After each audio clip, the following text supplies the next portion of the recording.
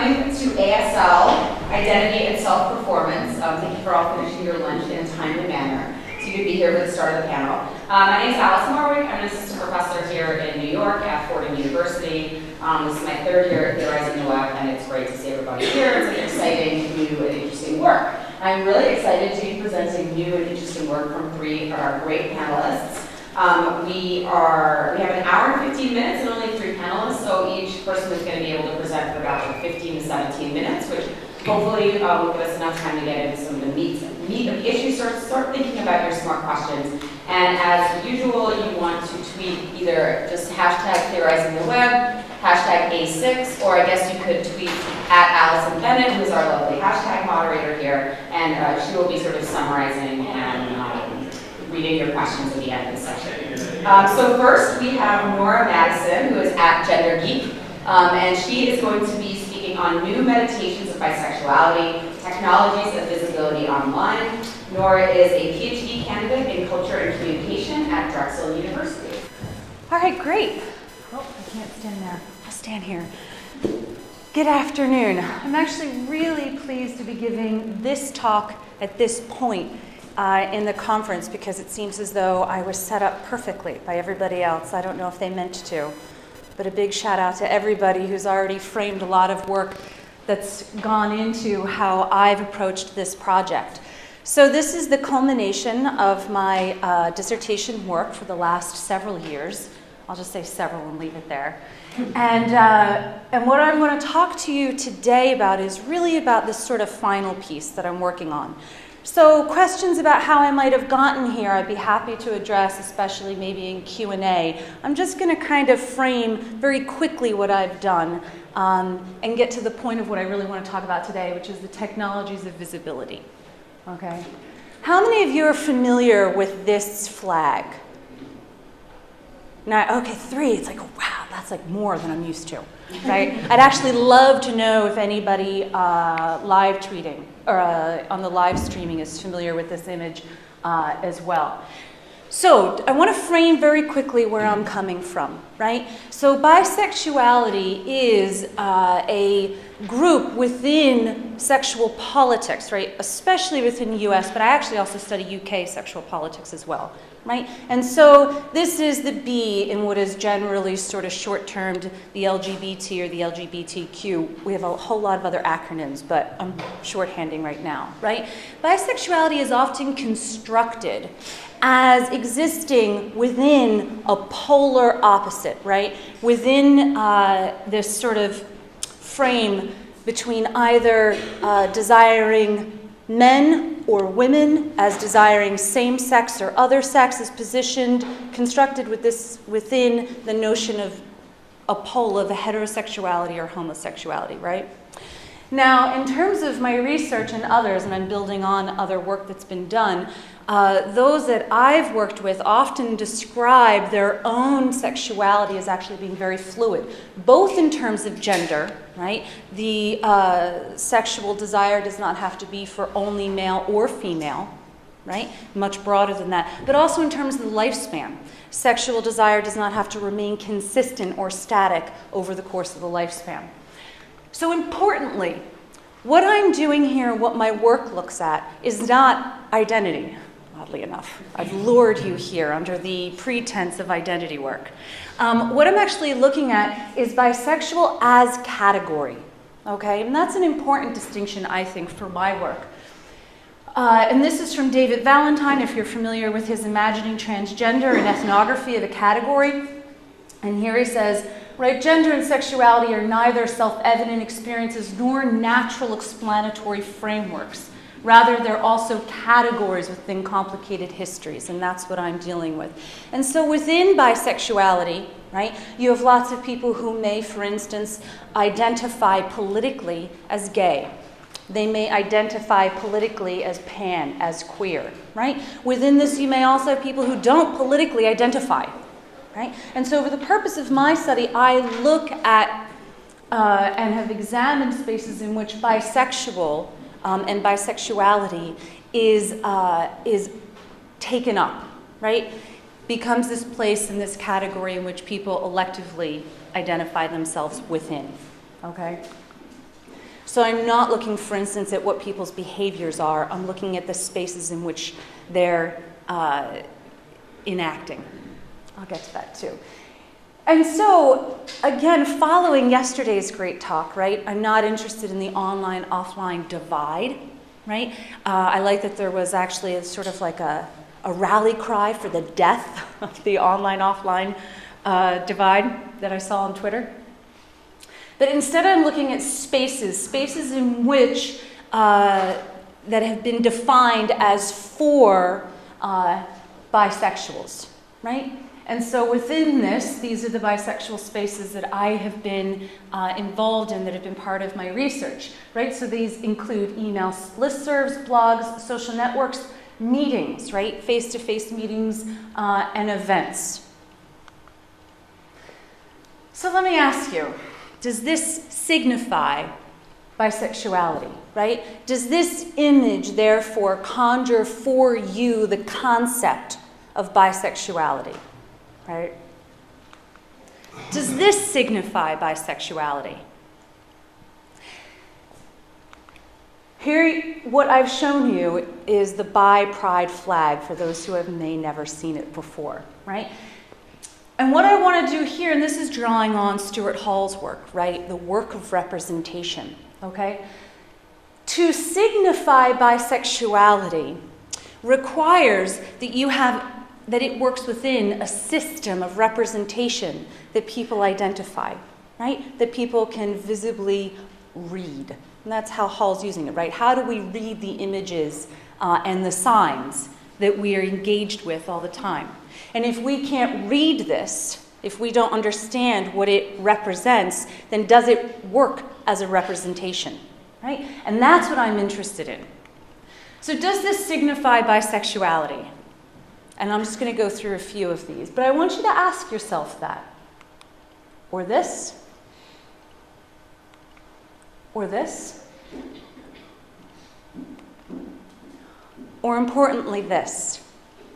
Right? Now, one of the things that we can talk about the differences between these images, right? And I could go on at length about the use of the pair of triads to represent bisexuality, right? But here we're also looking at like covert sort of behind the, the notion of this, everyone present isn't aware, right, of the triangle here, of the triad, right? Here we're cued into, for those who can read it, into this notion of perhaps non-normative, of a queer space, right? Which the other representation doesn't quite cue us for in the same way. But this is really important to my work right here. Does this signify bisexuality? Holding my boyfriend's hand on becoming invisible again. One of the most salient points, one of the most salient themes that comes up in my research over and over again is how participants just talk about this feeling of invisibility. And invisibility is also experienced very negatively, right? Invisibility is not flying under the radar or keeping safe spaces or being perhaps preserved within a closet, right? In which people can in fact experience that in a not negative way. Okay?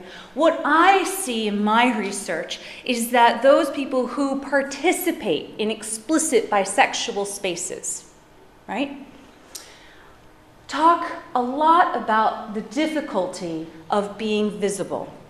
And now we could talk about visibility as a form of recognition, right? A Hegelian notion, Charles Taylor, right? The sort of sense of, are you recognized? But we can also talk about it as, can you be read within a system of representation that allows others to see you as the way you want to be read, right? So what does it mean to be invisible? And so the struggle to signify bisexuality, this is me, this is not my quote. And so if you can see here, I'm wearing a t-shirt that says, putting the B back in LGBT, right? And I've paired it with one of my own participants' comments. There is no style for bi. There's no voice tone. Unless I'm wearing my shirt, how is anyone to know? Again, not the respondent. These are two different images. I wish there was a look. I wish I could get up every day and put on the clothes and jewelry that identified me to the world when I stepped out of my apartment. I wish I was as visible on the street as I am on Facebook. And this quote really took me down an area that has become pivotal to my research, right? So in essence, the desire to wish that we could walk out of the apartment every day draped in a bi flag announcing a particular signifier that there's a desire to be read, right? And here's where I get to mediating bisexuality. I feel I'm more out online than offline. And that's because in the offline world, there's this whole social assumptions issue. My coworkers, friends know I have a boyfriend, which equals straight for most people out there. So I'll out myself when the occasions come, talking about someone I used to date, the LGBT youth group I used to belong to, or just about some girl I find attractive. And usually people are not surprised, whereas online, my pic at Facebook and Orchid is a bisexual pride icon. I follow bi groups on Twitter. I'm a member of bi groups. So online it's spelled out, while offline people usually think of me as having a BF, means I'm straight. And this became really important. Whereas we used to, and I know that we're moving away from this, but whereas we used to think of online spaces as at least holding the potential for anonymity, right? It is an interesting,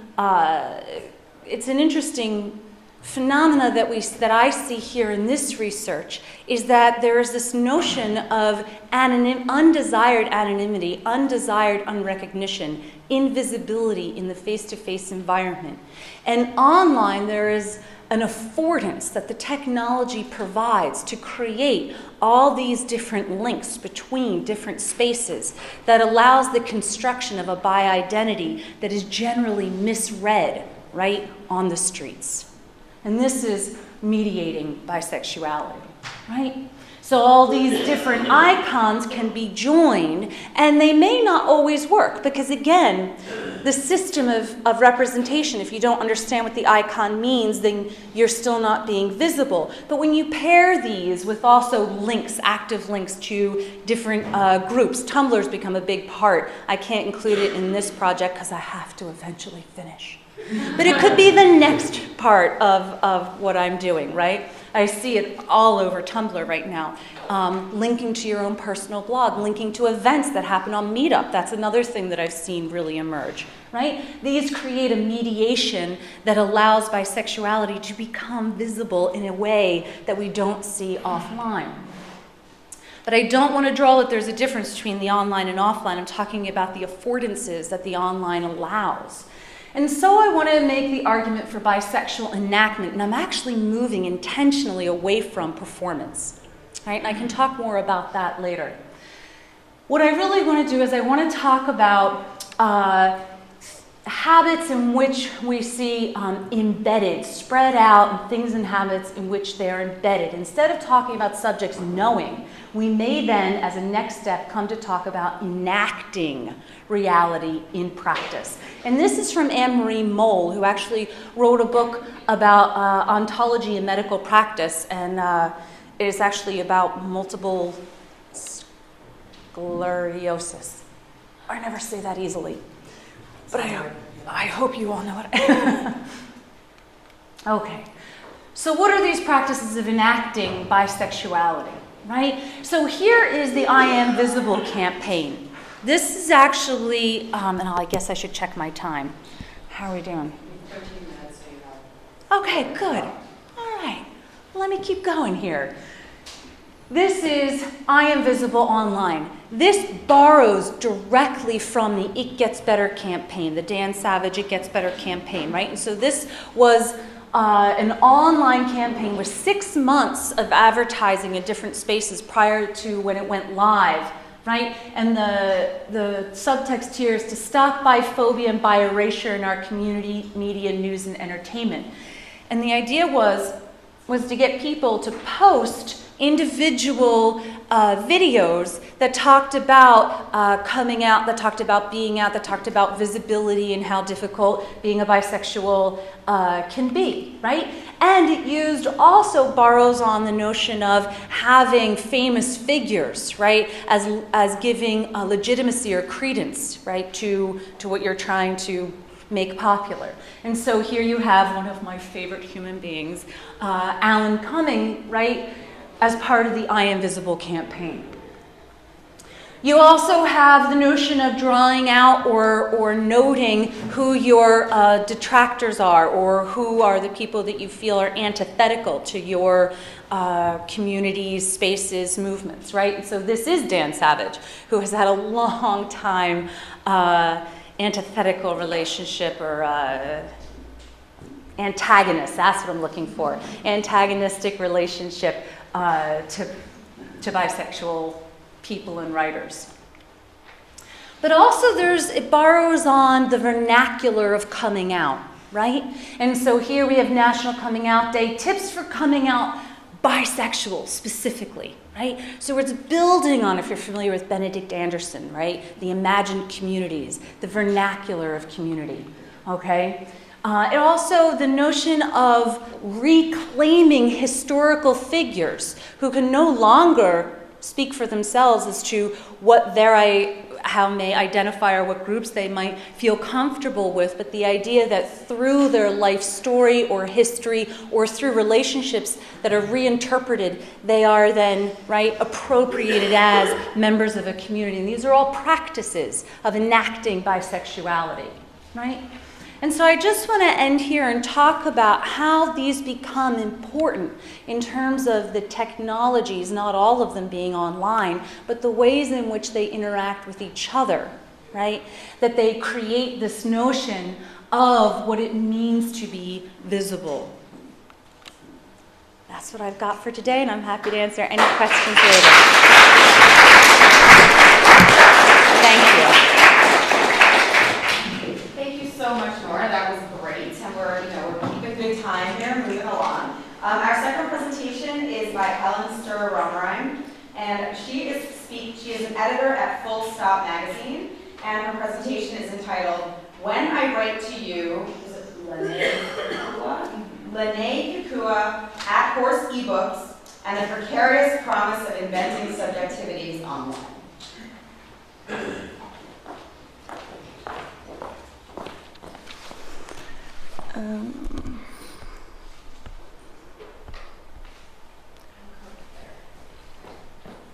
Over here. Oh.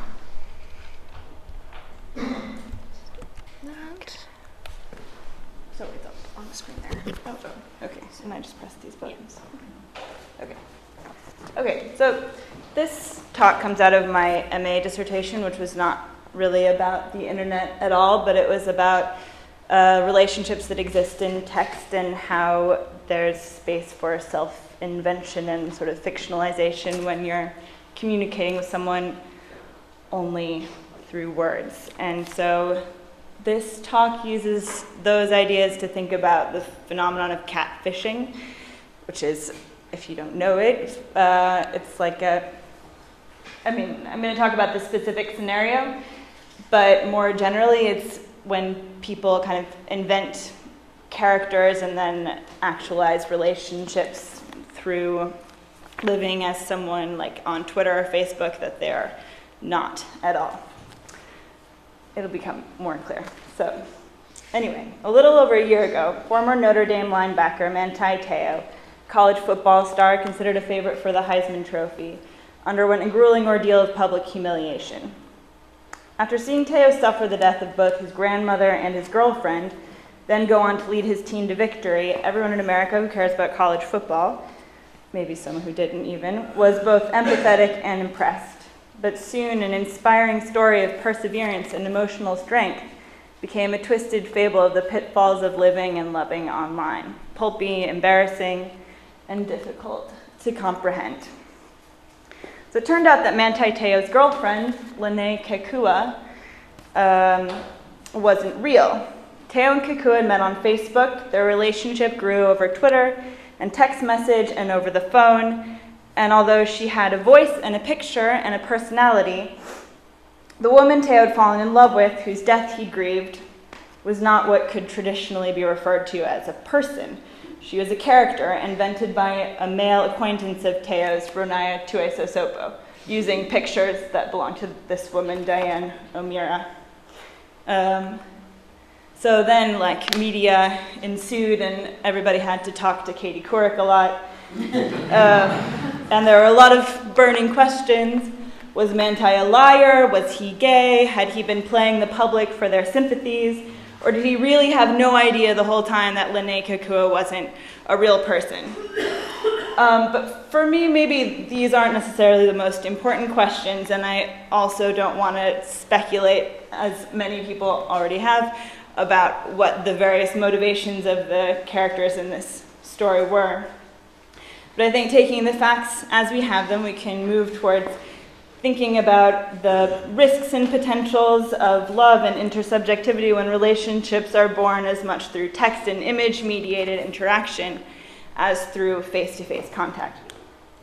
So I want to take a sympathetic stance towards Ronaya, the perpetrator in this scenario, and what he did, to consider it in the context of self-creation as it occurs specifically in epistolary relationships. The amount of life we live online now seems to make it more possible to actualize an imagined, desired version of oneself, even when that version is far away from who one is in the physical world. And, as far back as Cyrano de Bergerac, people have been doing this, living as fantasy selves through writing, taking advantage of the opportunity to engage in relationships not tied to their physically, socially situated identities. And it's not a new phenomenon, it's not a digital phenomenon, but it is made more possible by social media. Michel Foucault uses the term self-writing to describe the process of forming and sculpting the self by writing to another person. And we could think of what Ronaya Tuesosopo was doing as self-writing as other.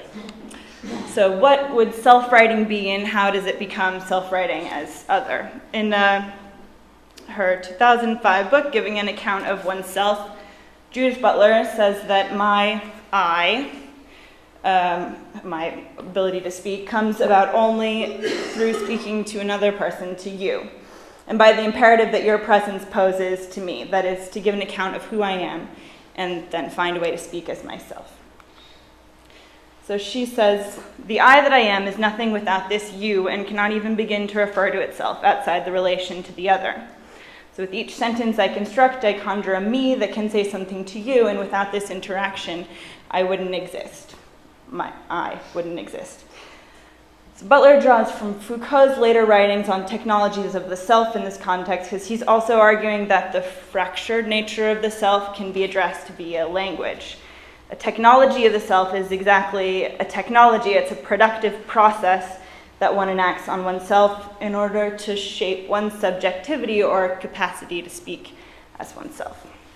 So Foucault writes specifically about practices associated with the care of the self in Hellenic Greece, and the Stoic philosophers Seneca and Marcus Aurelius and their practices of letter writing and self-care, building close relationships, enacting a process of self-examination that creates a particular kind of relationship between you and the world. I wish I could explain it in more detail. But so the other in these exchanges is a specific other whose identity matters, with whom one interacts in real experienced life. So whereas Judith Butler is talking about a sort of encounter that's outside of experience, like the psychoanalytic scene of address, this is an actual thing that you do to teach yourself how to be, basically.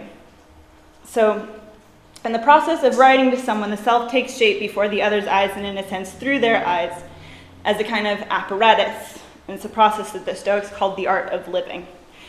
And Simon O'Sullivan is a scholar who's written on this, and he describes the practice as serving simply to increase our capacity to be, which I think is a really nice way of thinking about it.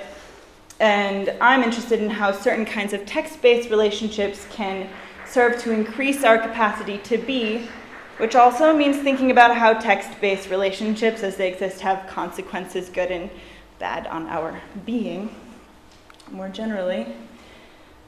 So interactions that happen over text present particular possibilities and problems for self-creation or finding a way to speak as oneself. Considering Twitter and Facebook in the context of the care of the self appears we're all perpetually writing ourselves through the gazes of hordes of imagined others. The knowledge of those potential observers shapes what we say and who we are. And this dynamic of me thinking about you, thinking about me is similar to the relationships Foucault writes about in the context of the care of the self, except on Twitter, we're not engaging in an intentional process with carefully chosen interlocutors. We're seeing ourselves through the eyes of the unkind masses, sometimes kind, and seeing them seeing themselves the same way, so everyone starts to seem a little bit insincere. Which brings me to @Horse eBooks and this really nice quote, which was a Twitter art project that for years was thought to be just a particularly genius algorithm.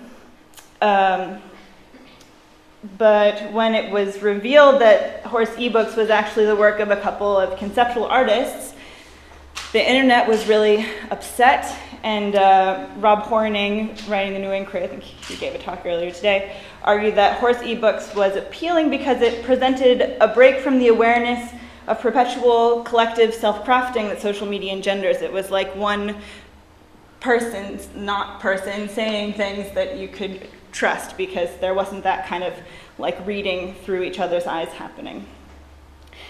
So to me, this makes it seem like when similar practices to those that work in the care of the self are performed for the public, rather than in the safe confines of an intimate relationship, the result is an alienation so deep that the only consciousness we feel we can trust is that of the computer, which means we want to turn that process off.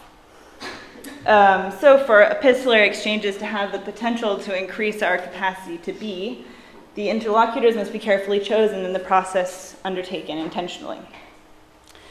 From here, it's like a little bit of a detour. I want to talk about the epistolary novel From Life, I Love Dick by Chris Kraus, in which Chris Kraus is the author and also the main character.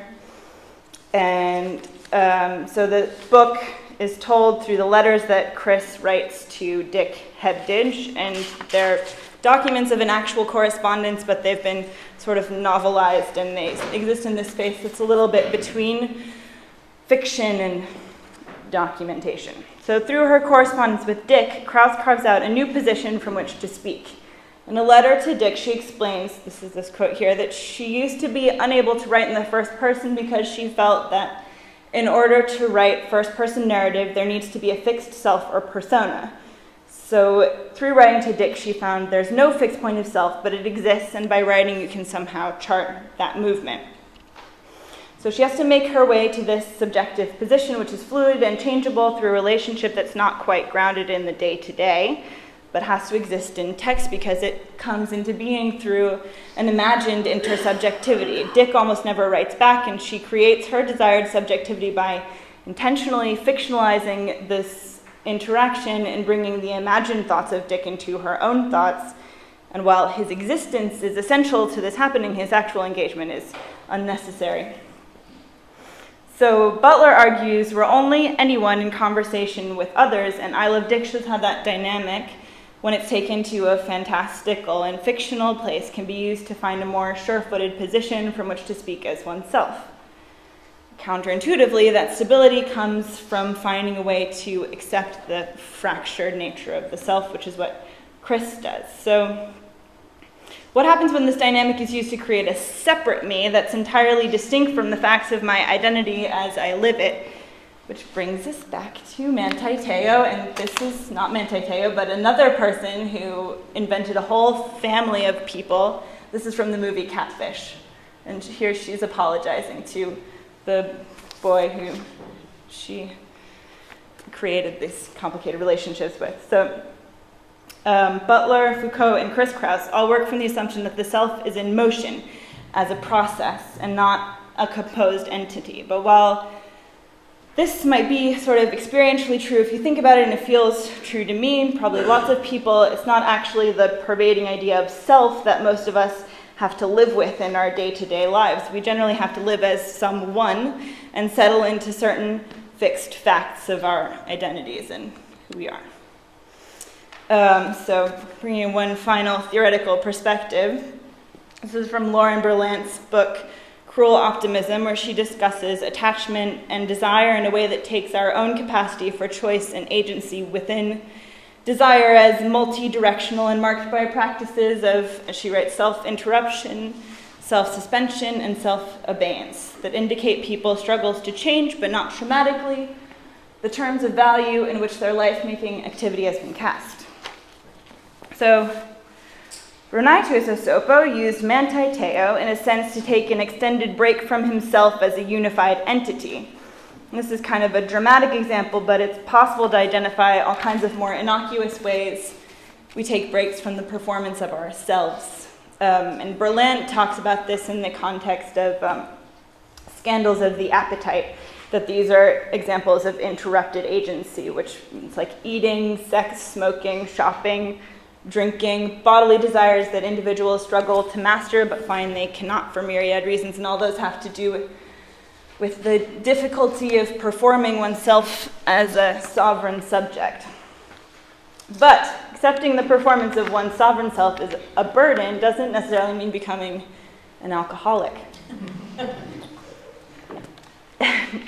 And I loved it. Chris Kraus lets a moment that would appear as a scandal of the appetite, which would be the desire for sex outside of her marriage with a man who is not interested in her, expand into what we could consider a novel-length moment of suspended agency in which a new relationship with agency is established, and this happens through language, through text, and through fiction.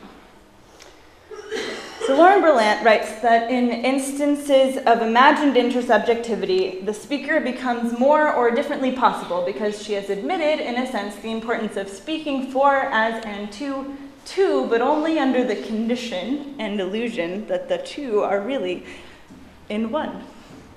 It makes a lot of sense, although it's confusing. But so we can draw from the statement that maybe it feels better to be as two or as many than just to be oneself, but there has to be something giving some kind of coherence to this collection. So I don't know much about Lennay as a person, and I can't draw really any conclusions about his life and desires, but what I do know is that he created the identity of a beautiful young woman to make it possible for him to forge an emotional connection with someone he would otherwise have not been able to interact with in the same way. So Lennay Kekua, what was she? She was loved, she had a life, and manti teo has memories of speaking to her, and he fell in love with her. But she wasn't a real person. What happens when the self-creating potentials of letter writing in the context of fiction are brought outside the space of literature to run wild in actual life, as sometimes can happen on social media? The kind of situation emerges from the same operation of self-care and self-creation that Seneca and Marcus Aurelius engage with, and fiction is used in a way similar to how Chris Kraus uses it to embrace a fractured I while nonetheless finding a way to occupy it, but the direction being moved towards is not a more coherent relationship with oneself or an easier way of existing as oneself. Kind of fantasy living facilitated by social media, as in the case of Lennay emerges as an essential, if desperate, coping mechanism in the constant struggle to exist as a sovereign self, a kind of last-ditch response to that struggle. So the process Kraus undertakes allows her to continue to occupy her identity in a way that feels better for her. She makes herself differently possible and increases her capacity to be without breaking herself into pieces. But Lennay as Lennay took on a life all her own, and she stopped belonging to him and wreaked emotional havoc on everyone she encountered. In one way or another, though, I think we all sometimes need relief from being ourselves, and social media can be a kind of hyper-reality where life is like a lucid dream and the burden of self-sovereignty might be felt more acutely, but the possibilities for its release are also greater. For better or worse, in this space, there's an incredible amount of agency in who one wants to live as, but must be approached with caution.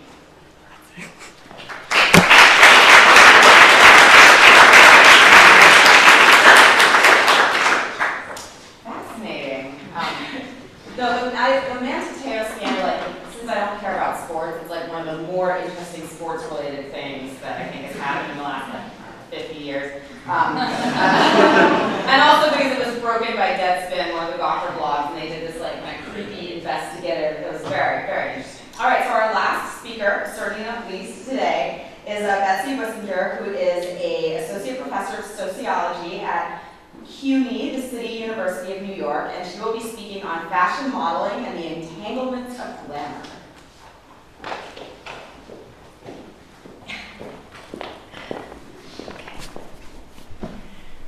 Well, I really appreciate having the opportunity to speak about my work today. It's always such a pleasure to be able to share this thing that I'm impassioned by with others who might also find it interesting. We hope. And if not, they're pictures of cute girls. So if you're into that sort of thing. I can't use the clicker? I don't think for this. Why isn't it there? Oh, you did? Oh, go back. You totally used That was my big surprise slide. I'm sorry. Okay, so I'm going to read a bit just because I like crafted words. So I came to, my research is on fashion models and glamour labor within changing imaging regimes.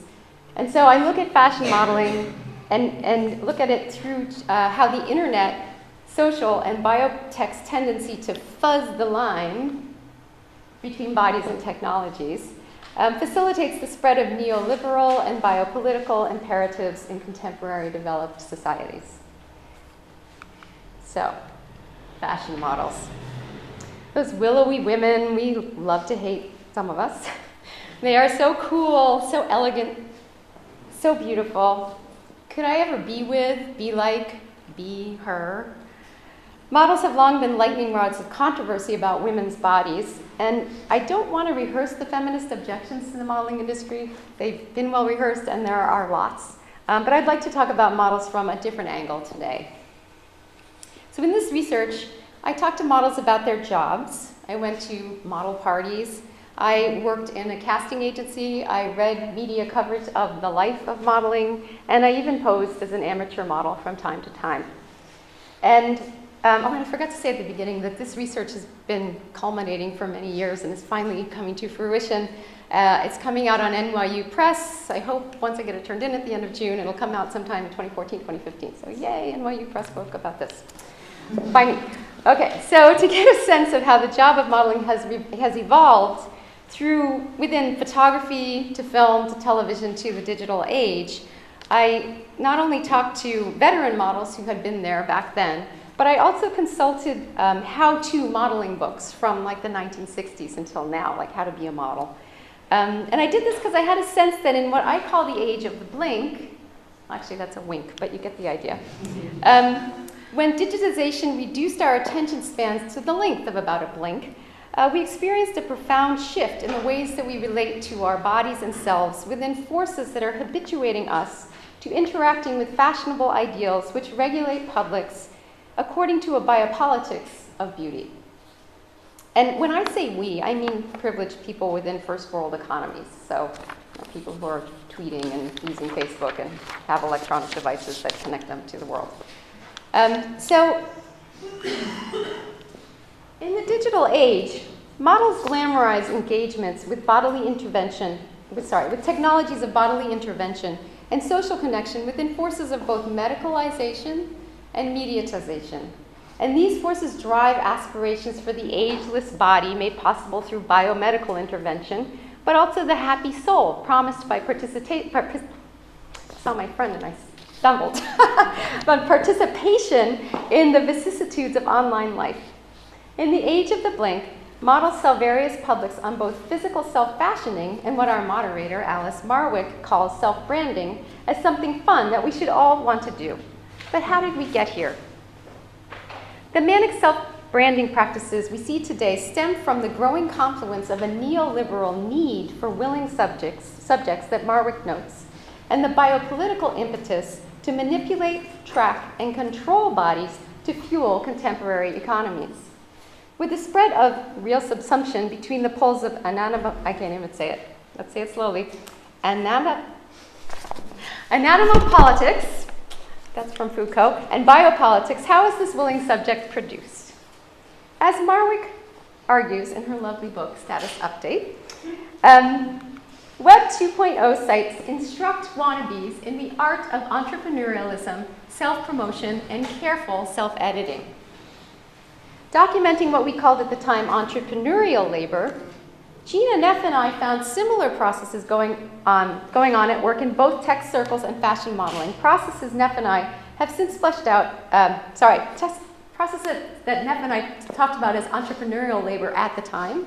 And since then, Neff has fleshed out as venture labor in her beautiful book. And I also have explored in terms of glamour labor. So, which is what this book on NYU Press is all about, the glamour labor of fashion modeling. And so glamour labor is a technique of the self that fuses both virtual and physical image management as a means to achieve the good life. The good life for some, while hiding those practices' detrimental effects on others. So not only have fashion models glamorized the art of self-branding, but starting in the 1950s, they have enticed us to incorporate these market logics into our flesh by modeling an ideal body determined by market imperatives. Despite the association in the 1950s of the ideal body with Jane Mansfield and Marilyn Monroe and the voluptuous look, this was the fashionable, oh sorry, that's what I was going to talk about, the attention economy, sorry. This was the fashionable ideal of the high fashion model in the 1950s. And actually there's some discussion in one of the older books about some of the models have waists as small as 20 inches because they used these things called cinchers that they were like girdles, like on steroids. So this was the look of the 1950s, and during this decade, and actually the 40s into the 50s, life insurance companies began to introduce biopolitically inflected ideal body charts that shifted the burden of risk of the population's health onto the individual, helping grid the population in terms of whom to protect or insure and whom to let go.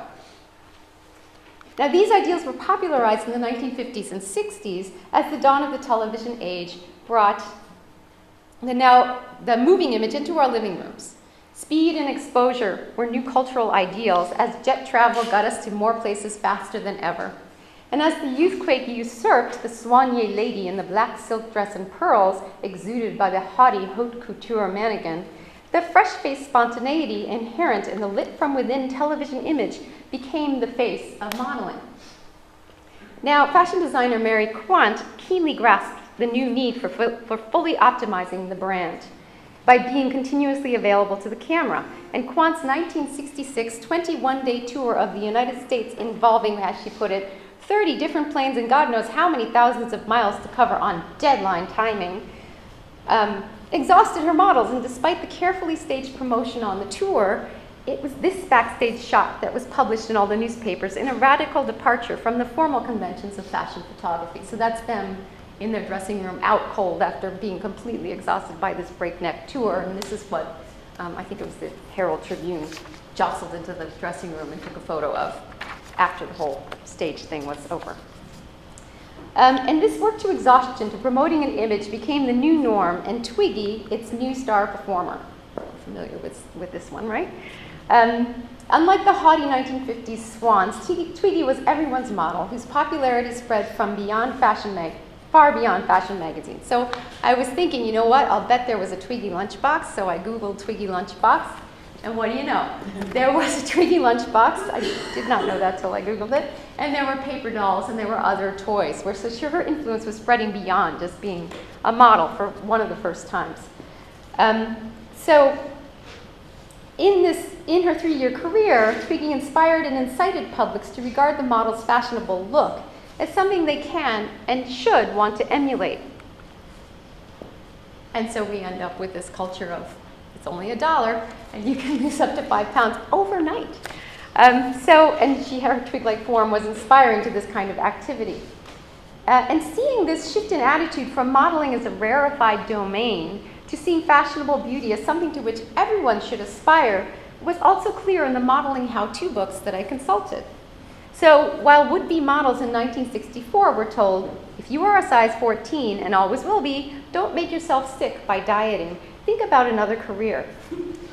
But By the 1970s, model manuals advocated for behavior modification to take off the excess weight by going on a diet or exercising it away. And these are some helpful positions you can see from a Eileen Ford model beauty book from the 70s.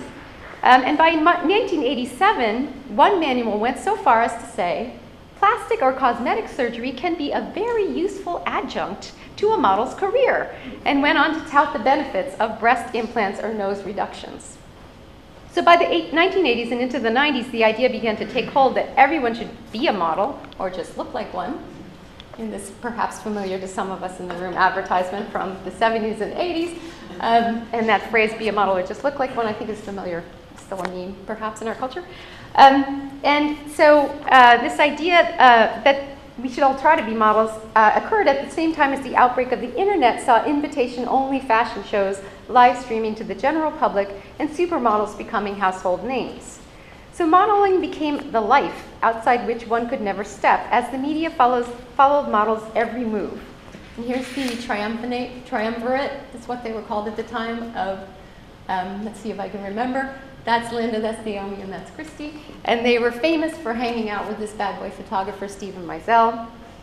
And as I have written elsewhere, one model told me in interviews that modeling meant never letting your guard down, even in the most informal of situations. So this model had gone, not this one, this model had gone to her agency, and she had had bangs, but she'd pinned them back just to drop by the agency, and her agent came tearing across the room yelling, ah, bangs, bangs, gesturing toward his forehead, saying, you can't wear them like that. And I was really surprised, as the model saying, I didn't like it pinned back because he didn't like it pinned back because it was uncool. It wasn't stylish. It was so annoying. If you could see, if they see you in the street, they say, you can't do this.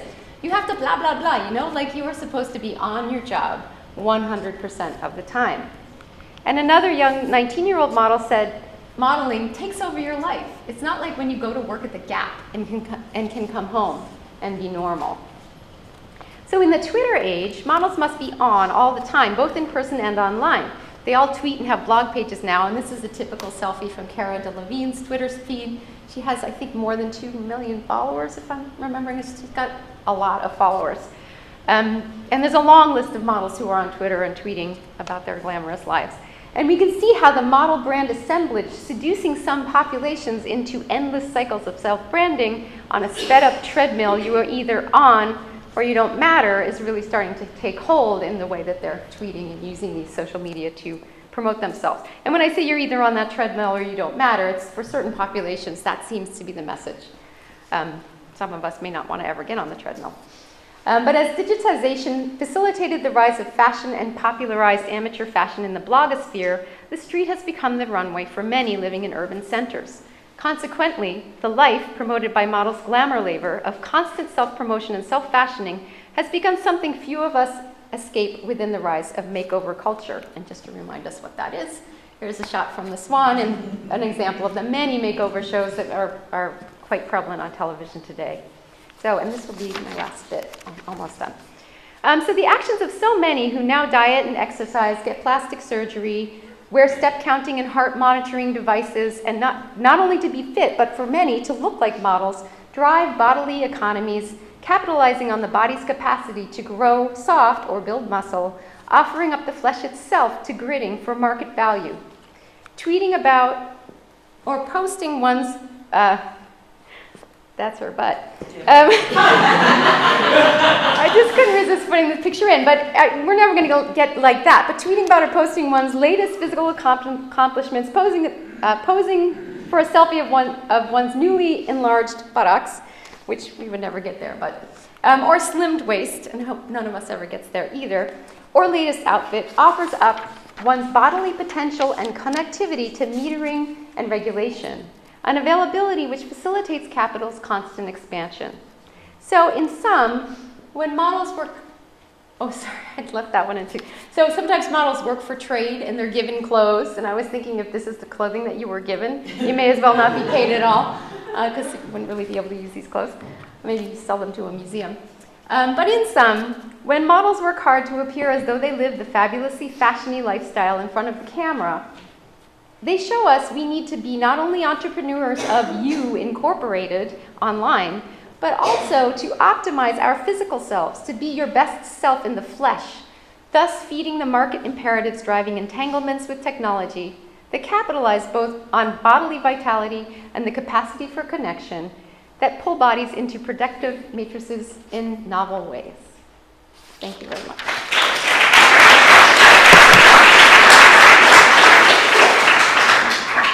Okay, this is great. We have about 25 minutes for questions. And while everyone thinks of your brilliant questions, I'm going to ask our hashtag moderator if she can either sort of summarize what people have been talking about or provide us with a question to start off with. Okay, well, there's a number of great questions in here, but one of the consistent phrases in here is mind blown. Everyone's been very impressed with the That's nice.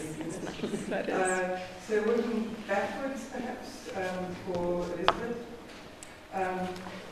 Question here, it says, it seems that this also renders the work invisible and so likely to be culturally devalued or dismissed. So I'm thinking that the work of animal labour is meant to be invisible. So what is the dynamic around that? So, can you just ask it again? Is glamour labor meant to be invisible? Yeah. Is that the question that's on the... Well, it's more, I'll read what it says. Okay. It seems that this also renders the work invisible and so more likely to be culturally devalued or dismissed, question mark. Oh, devalued. Well, it's a funny paradox, right? Because to be glamorous is to hide the work of producing that veneer or that sheen, and in fact editing out all the messy and strenuous is what glamour is about. But at the same time, we're living in an age where the work of glamour is like all over the place on television and the backstage story, and so it's a really weird paradox. So in terms of it being devalued, I mean, there is some. I mean, I've done some connecting between models' work, which is actually very high-end, but there are similar patterns between models' working styles and precarious work and women's work. And I don't mean to say the models of the poor models, but it's a very visible work form that makes it seem glamorous to work that way, in which this way of working is not. There's no social compact, there's no, you're youthful, that's the only time you're valuable. And there's no guarantees, it's all freelance, so it's really not, it is a precarious form of work. And so it does, and then there's a whole part of like they're wearing those glamorous clothes, and the glamour of the clothing does hide the fact that it was made by people being paid $2 an hour or a day, who are sometimes dying in building collapses and making the fashions. So I guess I'm saying it's both. Yeah. And a follow-up question, or related question. What does it mean that the work of glamour uses the feminized body self at the site of work? I'm going to have to hear every question twice, sorry. What does it mean that the work of glamour uses the feminized body self as a site of work? What does it mean that it's the feminized body instead of a not feminized body? Yes, Is that what they're asking? Why is there a correlation between glamour and the feminized body? Well, this has always been the issue when talking about models, right? Because I don't focus on the gender. It's a very important aspect of the work, but I'm looking at other aspects. But where I'm looking at it from, I have a phrase in the book that the models are kind of like the canaries in the coal mine. Like it's women's bodies that have been traditionally looked at, women's bodies that have been constructed as the object to be looked at ness. Male models are less prevalent. But when we start thinking about the efforts to create this online and in-person image, yeah, the women are on the front lines, but it's starting to spread to men and everyone in between. So it's feminized insofar as we've been living in a patriarchal culture, but I see it spreading out to an imperative to everybody. But isn't glamour itself like a feminized word? Like if you think about who's glamorous in terms of dudes, I can think of like Liberace, David Bowie, like not a huge canon. It's usually applied to. That's true. Yeah, I mean, I guess I think of glamour more in terms of like you can be in a glamorous place or like a glamorous lifestyle doesn't always. I mean, when you drive up in a convertible and you've got your hair blowing in the breeze and it's short hair and you're a guy, you're still glamorous, you know? So I guess I see it more that way. But you're right, that tradition, usually glamour is associated with women. And that's usually the case that people want me to talk more about women. All right, That'll be my next project. If anyone in the audience has a question, we can either bring the mic to you or you can come to the mic. So here in the front row, and then I think Kate in the back. Let's do the front row first since you're right here. So I wanted to ask, like, all of you this question about social media really making this need of defining oneself in a very unambiguous way much stronger. So I mean, I don't use Facebook, but I've seen it, you know, and it is like doing the taxes. You have to like define yourself in every little bit, and there has to be. If you're not in this drop down, then you're out of luck. And I wonder why, at the same time, it still seems like a liberation to some communities that struggle with visibility, that they have to exactly define themselves so exactly.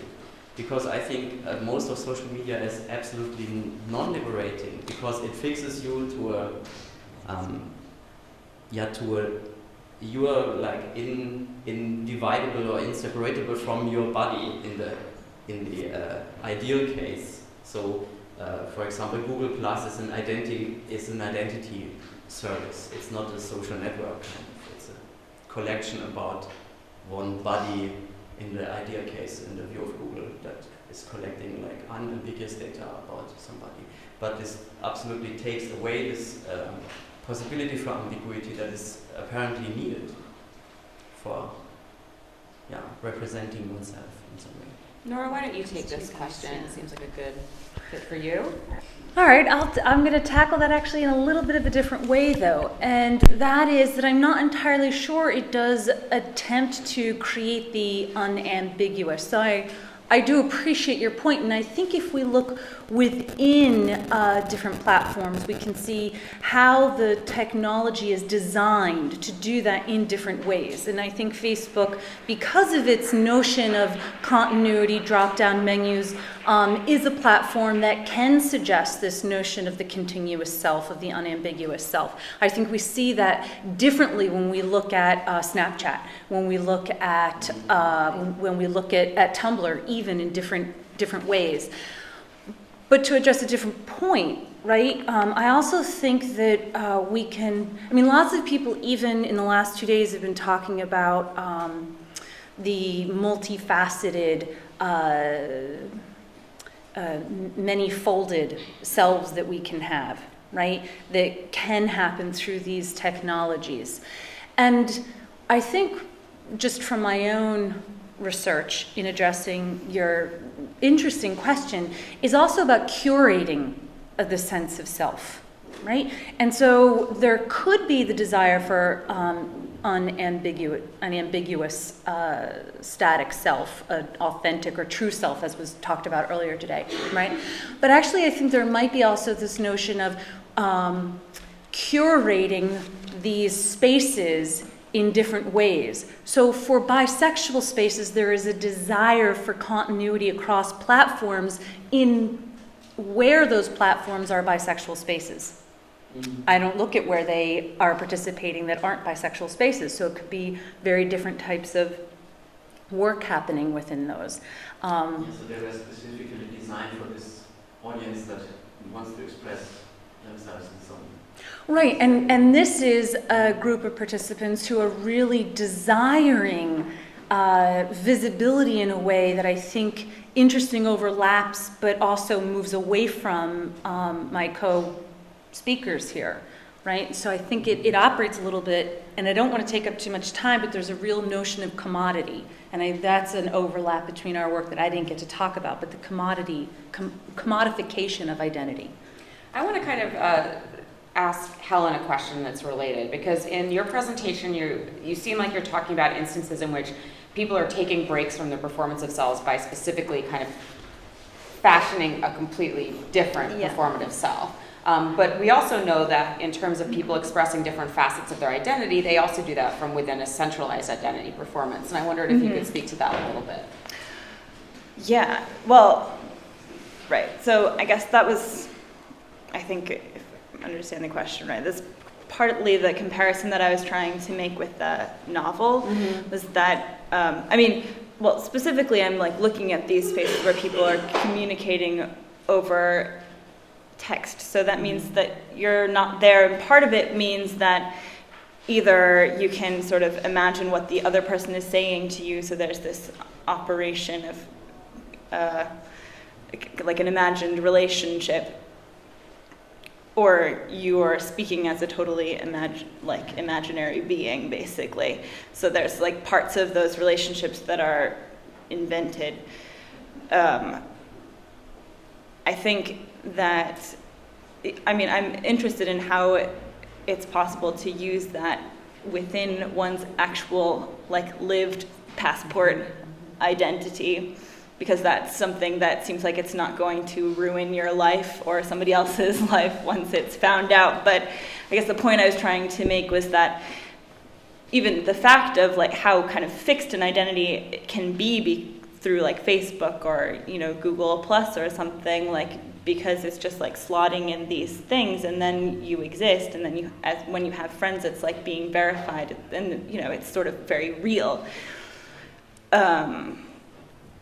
That makes it, maybe I lost track of what I was trying to say, but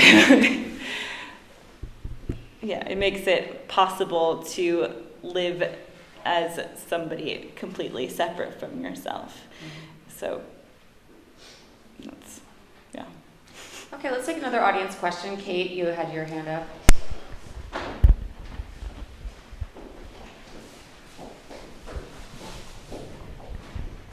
Thanks, guys. So this question is for Betsy, but can also be addressed, I think, by all of you.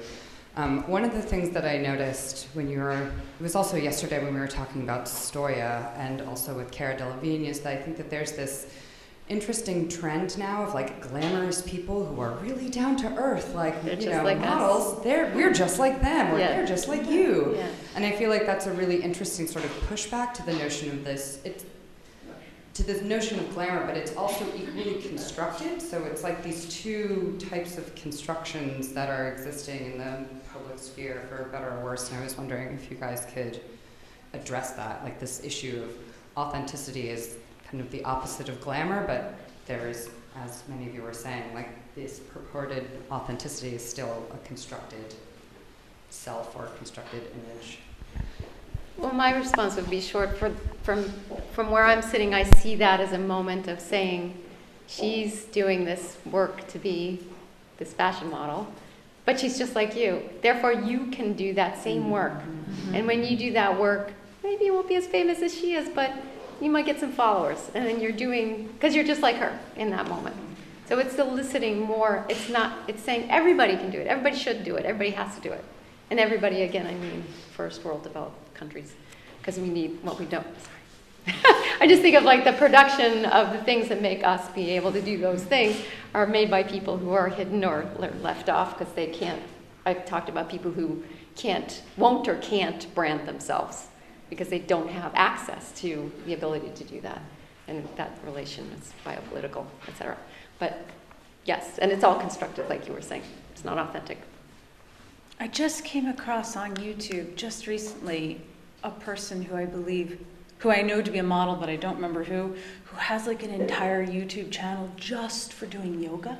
Oh, wow. Just for show, you know, like, and see, I have this healthy lifestyle, and it's really about moderation and, you know, finding Zen, and it's not all about, you know, drinking and being in fancy dresses, right? It was sort of like the vibe I got from this. And then she goes into, you know, like master yoga poses, which as someone who practices yoga, I thought, yeah, so you've been doing this for years and years to be this flexible or some type of, right? And then you present it as though it's so casual, right? This real sort of foreground and background, right? Like this presenting the finish, this product, right? That you too should be able to wrap your leg around your ear. It's like, I can't.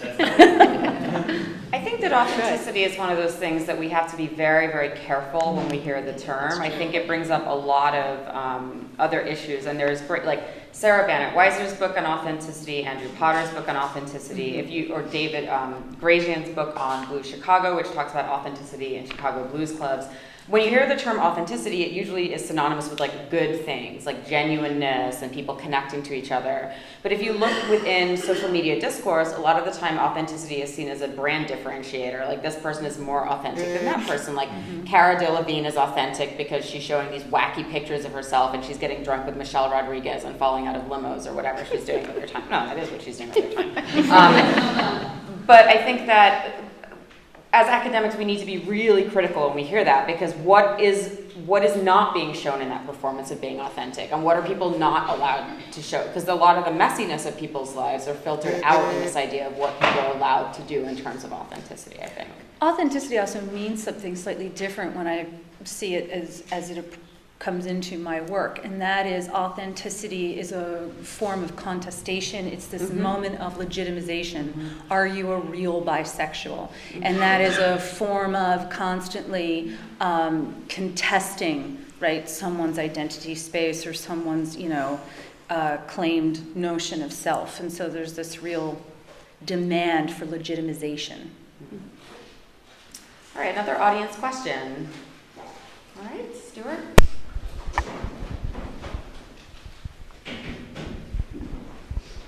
Thanks for your talks, I really enjoyed them. One thing that I had that I was thinking about across all of your talks was this issue of the ethics of sort of speaking for and speaking as the different categories, so speaking as either sort of bisexual, as model, or even sort of as bot or as sort of person and character. And I'm wondering if any of you are sort of thinking about that, as you could sort of talk more about sort of those sort of either ethics or politics around kind of representation and speech. Yeah, I mean, I think that ethical question is a really central one in the whole issue of, in that whole phenomenon. And it's, I guess the way that I was thinking about it in this case was that it is a problematic and just chaos-causing thing to do, to invent a person, to make relationships as that person that's not you, and the ultimate result is just kind of emotional destruction on all sides, because probably it's going to be figured out eventually, and even if it's not, in the end, nobody actually wants to fall in love with a picture and a Twitter feed. They want it to be a person.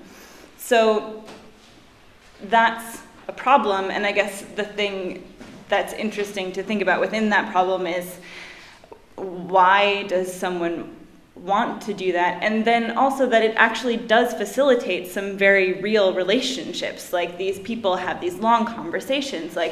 It doesn't, the Lennay Kekua becomes a real person, as I was saying, not just because her picture is there, but because she has a relationship with somebody else, and that's, Manti Te'o, at least the way I read the story, fell in love with her, and then she died, and he was really sad, his girlfriend died. That happened to him. And, I don't know quite how to, because I guess the point is that I think that it seems to me like Ronaya Tuososopo and Manti Te'o had some kind of very real connection that couldn't have taken place in the real world. So something's being facilitated there that can't exist outside of these text-mediated spaces. Maybe that's the thing to think about. Maybe there's a way to think about how it could. But, yeah, it's a sad situation. So with regard to the models, what's interesting is that models before Twitter were famous for being silent icons. And in fact, Kate Moss, for a period of time, refused to speak And then when she started talking, they couldn't shut her up.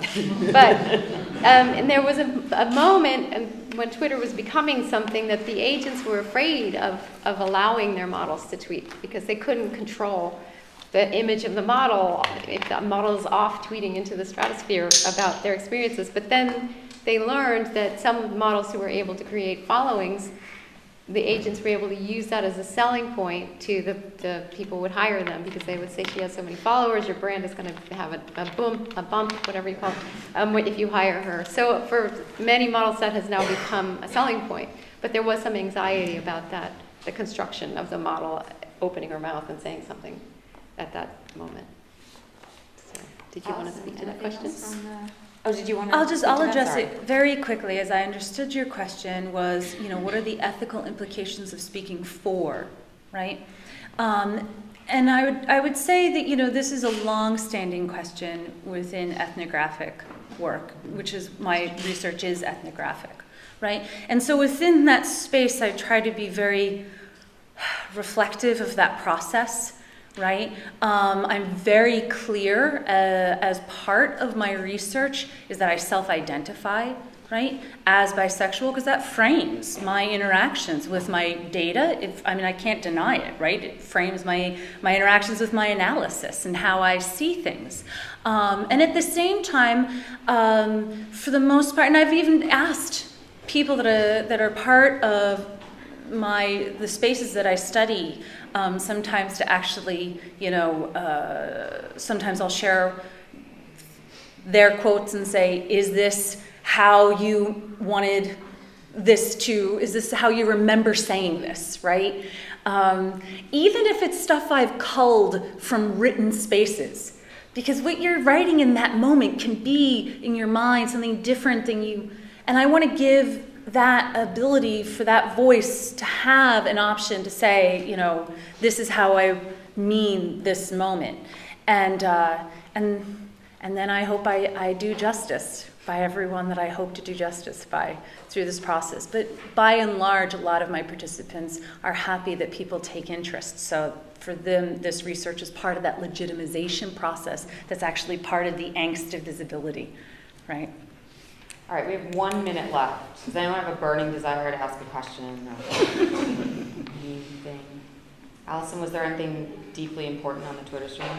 There's a question that I didn't raise earlier that may have already been answered, which was directed at Nora. Is sexuality easier online because it is data? In the real world, you may not be able to be visible as bi. So sort of, can we think of sexuality as a data set? Oh, okay. Can we think of sexuality as a data set? That's a complicated question.